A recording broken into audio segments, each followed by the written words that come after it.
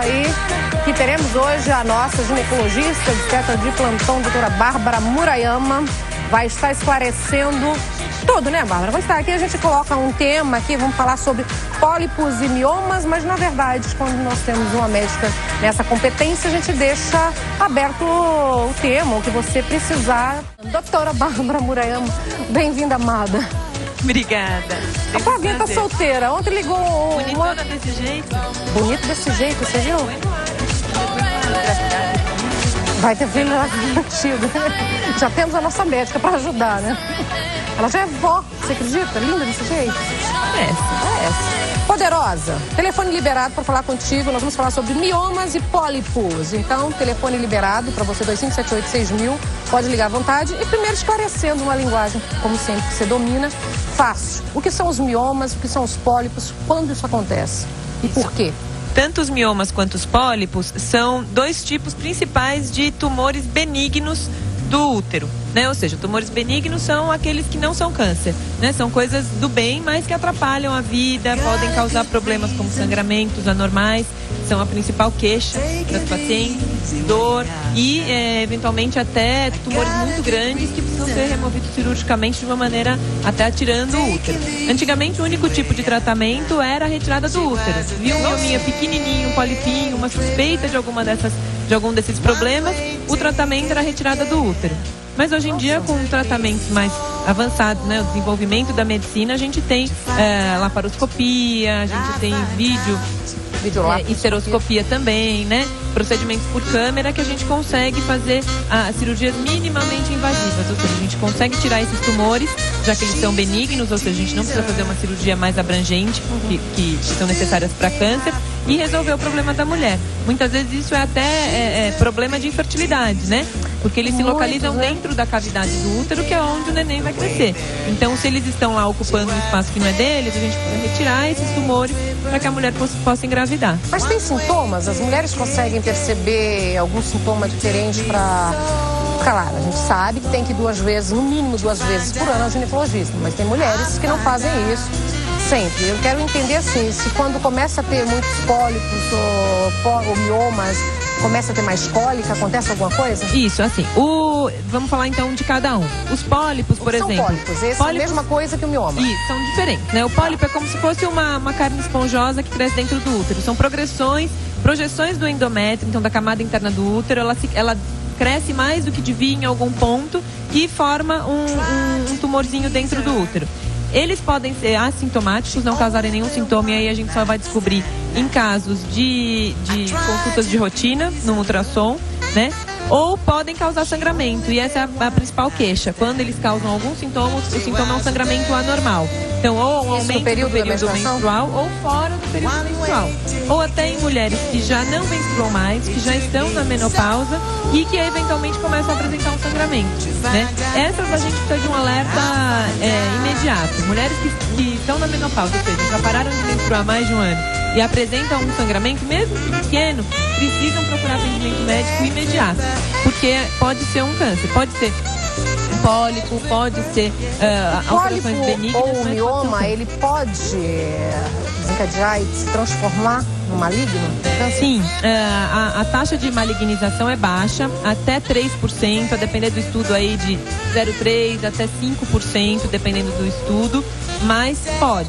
Tanto um quanto o outro tem uma taxa mais ou menos por volta de 3% de malignização. É super baixo, mas existe. Então, principalmente os pólipos, hoje em dia a tendência, por ser um procedimento super simples, que é a histeroscopia, que a gente entra com uma câmera pela vagina, vê lá dentro, só tira o pólipo, não machuca o resto do útero, o resto do endométrio, a tendência é que a gente tire todos, porque se for um câncer em uma pessoa, já vira 100%, né? O que a gente fala assim, 3% é numa população geral, né? Mas assim, como é um procedimento muito simples, a gente tem retirado a maioria dos pólipos hoje, principalmente quando as mulheres têm fatores de risco para o câncer de endométrio, de câncer de útero, que é a história familiar. Então, mães, irmãs que tiveram câncer, ou obesidade, pressão alta, diabetes, colesterol alto, tabagismo. Então, são fatores de risco para câncer de endométrio. Então, quando a gente conversa com a paciente, sabe que ela tem essa história, e vê que tem um pólipo, essas pacientes aí a gente não pensa duas vezes. Vai retirar. Adolescentes pode ter também? É mais raro, pode acontecer, mas a faixa etária principal é dos 50 anos, né? Então, dos 45 aos 55 anos é a faixa etária principal, mas pode acontecer em qualquer idade. Em qualquer fase da vida, né? Sim. Alô? Nani? Eu, com quem falo? Tudo bem, querida? Tudo, quem fala? Maria de Lourdes. Tudo bem, amada? Tá falando de onde?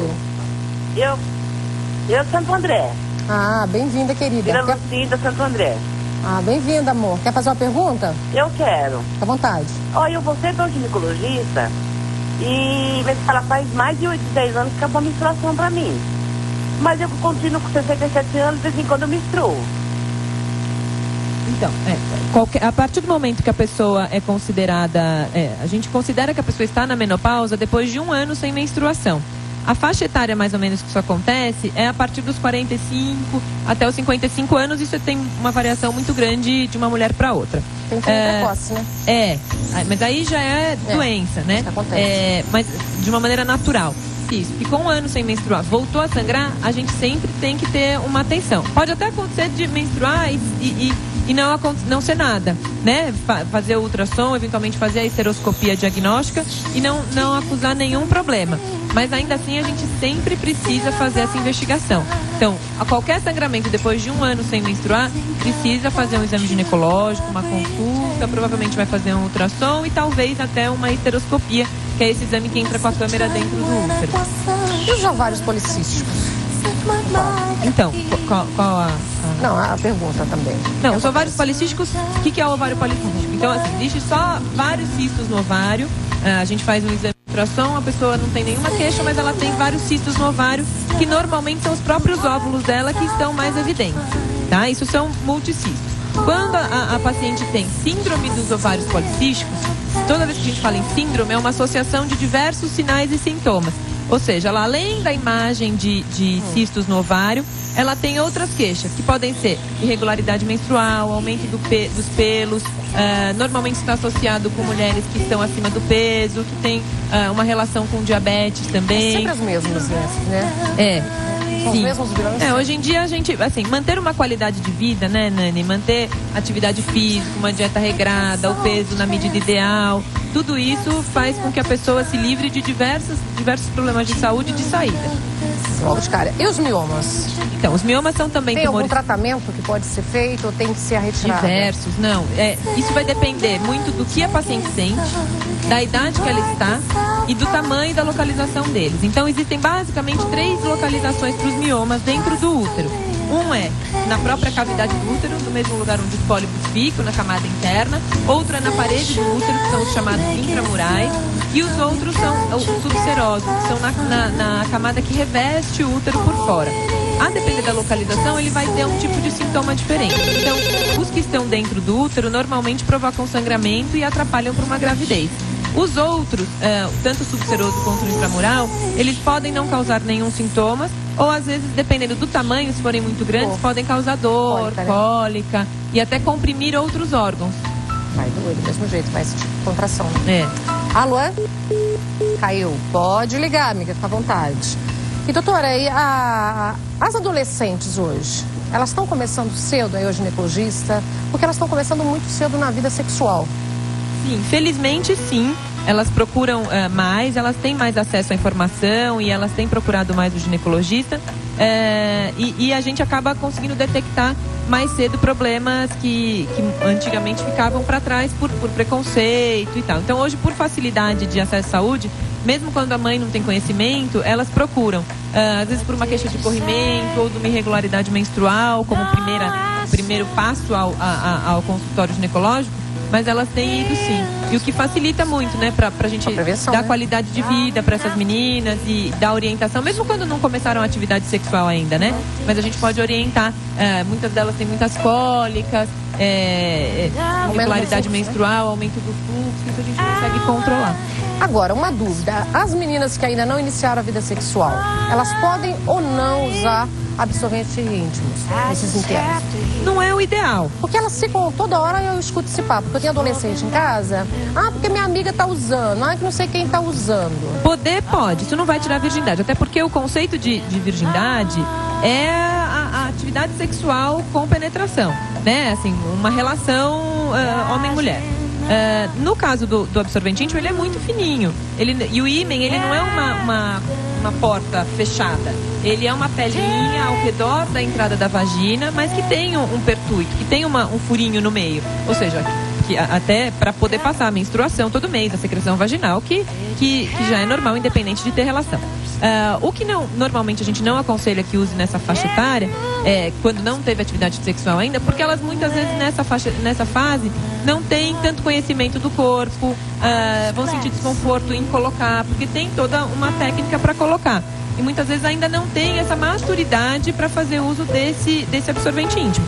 Mas numa eventualidade, vai para uma viagem e tal, pode usar eventualmente, de preferência os menorzinhos, tentar colocar em casa primeiro, até sob orientação da mãe. Médica, não é melhor passar pela ginecologista. Sim, né? Normalmente a gente orienta, mas assim, não é o mais recomendado. Às vezes, por exemplo, vai para uma viagem, eu prefiro às vezes controlar a menstruação dela para ela não menstruar naquela fase, naquele período, do que propor um absorvente íntimo. Mas assim, ele não é 100% contraindicado para usar em paciente que não perdeu a virgindade ainda. Certo, doutora. Pode falar à vontade do assunto que quiser para a mulherada. O telefone está liberado para você que tem caso, 2578-6000. A Bruninha ainda não chegou na internet, mas por favor, já está providenciando aqui. Você pode ir mandando o seu e-mail agora, tanto suas perguntas no Facebook, como no Twitter, como o e-mail da Tarde Show. Fica bem à vontade. Mas o telefone 2578-6000 já está liberado. O que é embolização uterina? É um dos tratamentos para o mioma. Né? Os miomas, eles podem se localizar em todos os lugares e às vezes eles podem vir em todos os lugares ao mesmo tempo e tornar o útero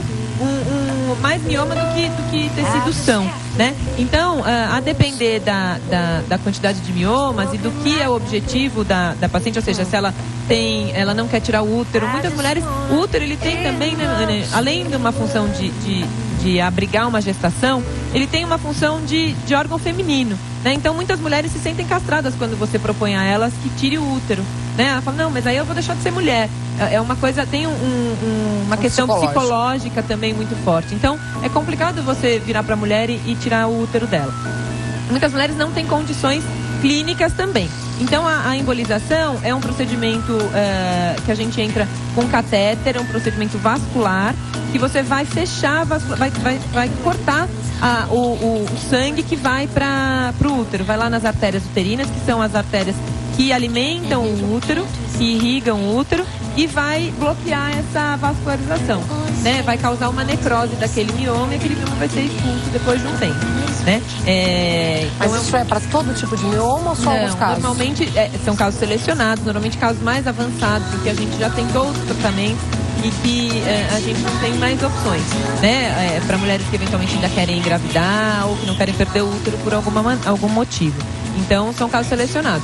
Antes disso, a gente pode tratar miomas, se for dentro do útero, submucosos, normalmente são os que atrapalham para a fertilidade, a gente tira por esteroscopia, outros a gente pode fazer a miomectomia, que é a retirada só do mioma por videolaparoscopia, que hoje é o mais indicado, porque diminui o número de aderências também, poderia prejudicar também para uma gravidez futura.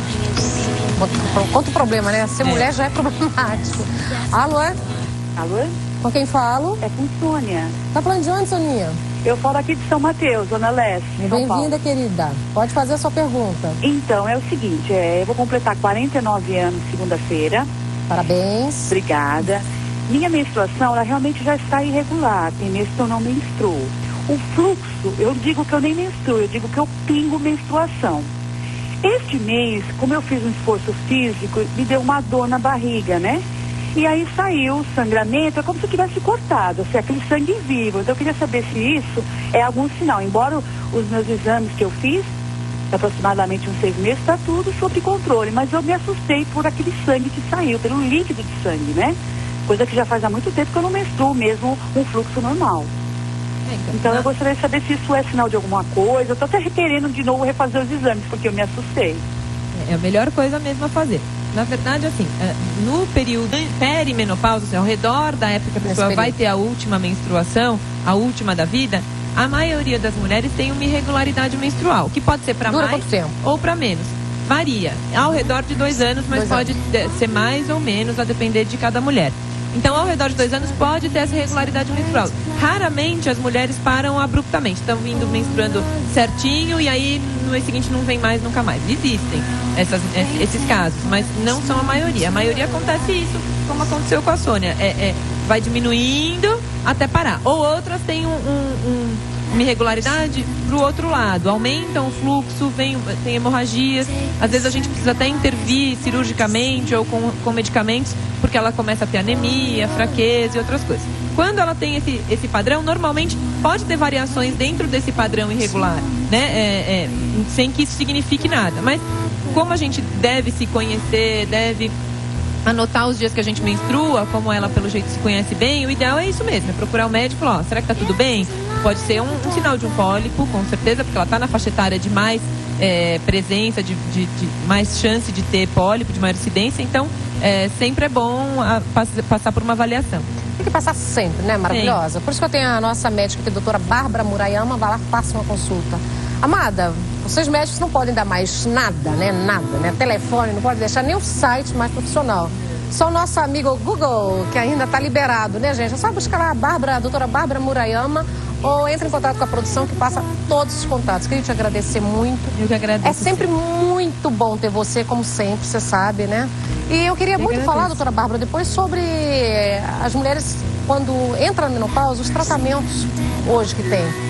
Como tratar, quais os melhores tratamentos, com menos hormônio, reposição hormonal, reposição sintética, não sintética, bioidêntica. Oh, meu Deus, um monte de coisa. Falaremos sobre isso então na próxima, combinadíssimo já. Amada, amo você. Obrigada. Feliz Dia das Mães antecipado. Pra você também, né? Pra nós. Um beijo no seu filho lindo. Pra você também, pra Fica aqui que eu já vou dar só um recadinho pras donas de casa, eu já volto.